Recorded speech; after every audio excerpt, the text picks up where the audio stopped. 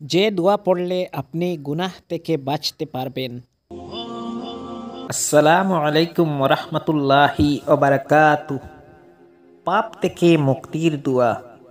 নবীজি সাল্লাল্লাহু আলাইহি ওয়াসাল্লাম বলেছেন, তওবা ইস্তেগফারে মহান আল্লাহ বান্দার পাপ রাশি ক্ষমা করে দেন, যদিও সে যুদ্ধক্ষেত্র থেকে পলায়নকারী হয়। তাওবার এই দোয়াটি কি হযরত ইবনে মাসউদ রাদিয়াল্লাহু আনহু বর্ণনা করেছেন। নবীজি সাল্লাল্লাহু আলাইহি ওয়াসাল্লাম বলেছেন, যে ব্যক্তি এই দোয়া পড়বে, আস্তাগফিরুল্লাহাল্লাযী লা ইলাহা ইল্লাহু ওয়াল হাইয়ুল কাইয়্যুম ওয়া আতুবু ইলাইহি।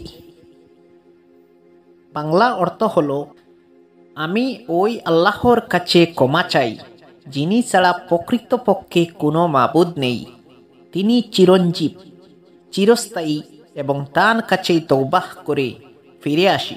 আল্লাহ তাআলা ওই ব্যক্তির পাপ রাশি ক্ষমা করে দেবেন, যদিও সে যুদ্ধক্ষেত্র ছেড়ে পালিয়ে যাওয়ার পাপ করে থাকে। আবু দাউদ, তিরমিজি।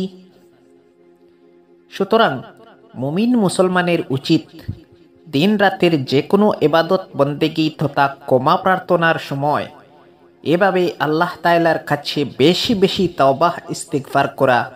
এই তওবা ইস্তিগফারে ক্ষমা হবে মানুষের পাপ রাশি। আল্লাহ তাআলা আমাদের সকলকে সব সময় পাপ রাশি থেকে ক্ষমা পেতে তার কাছে ক্ষমা প্রার্থনার তৌফিক দান করুন। আল্লাহুম্মা আমিন।